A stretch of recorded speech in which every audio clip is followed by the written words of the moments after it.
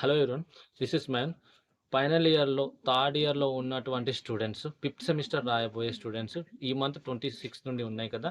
Today వాళ్ళ వెబ్‌సైట్‌లో ఇచ్చారు హాల్ టికెట్స్. ఓకేనా? అవి డౌన్‌లోడ్ చేసుకోండి మీ అడ్మిషన్ నెంబర్‌తో.